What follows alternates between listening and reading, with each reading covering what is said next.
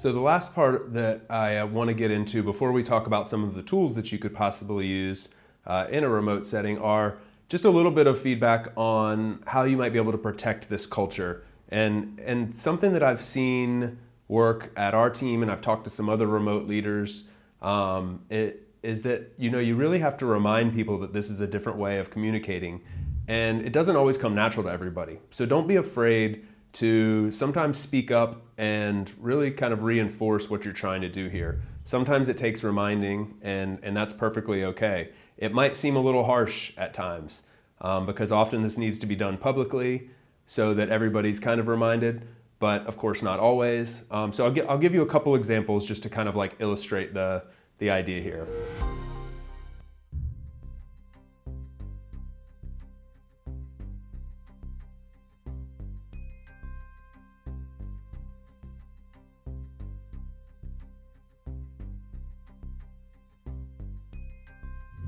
Don't be afraid to speak up when someone's maybe reflecting this sort of reply all mentality. I talked before about the idea of being mindful and really cutting down on notifications as much as possible, only including those that really need to be included.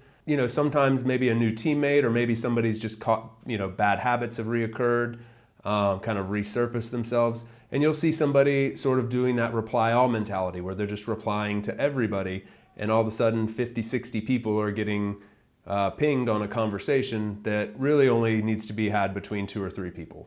In this sort of instance, it's perfectly fine to sort of, quote unquote, call that person out and say, hey, just want to let you know, this isn't how we typically communicate. It looks like you've accidentally included everybody on this message when perhaps it just needs to be a few of you. Just try to be mindful of that. Thanks. Have a great day. That's it. Everyone will benefit from this type of communication. Not only will that person learn a lesson, but also everybody else will be reminded, hey, let's try to be mindful of this. Especially as long as it's done in the right way. It doesn't have to be a public outcry.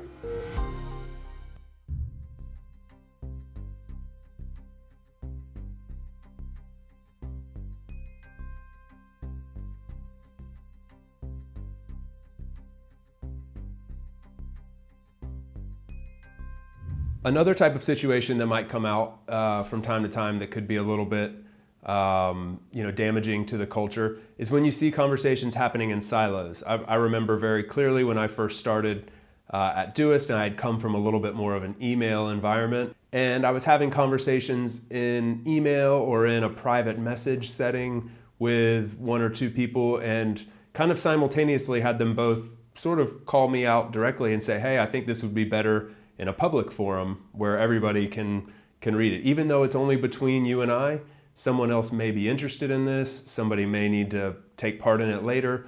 Why don't you move this conversation from email, from direct chat, and why don't you put it in a public setting so everybody can participate or at least be a part of the conversation?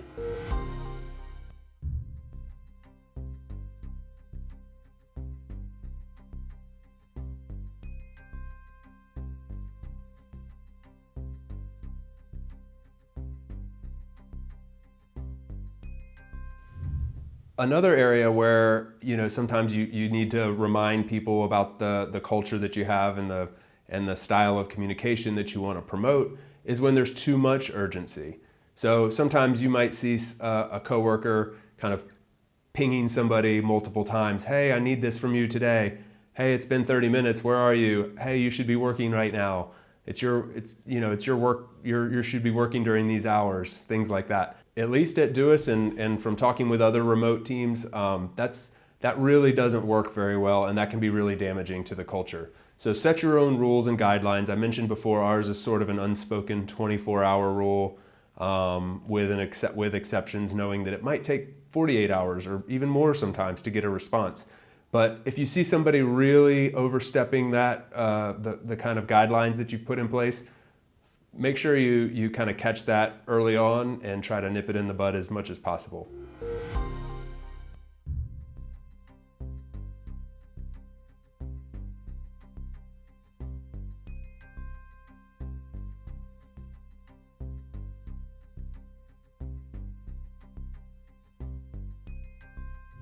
The opposite of that can also be true though.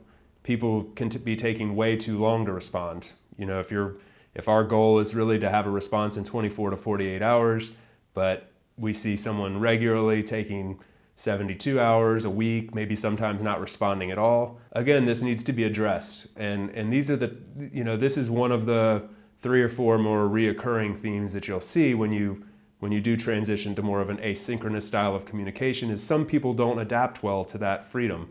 So they may need a little bit more of a structured setting and some rules put in place for them in those types of cases.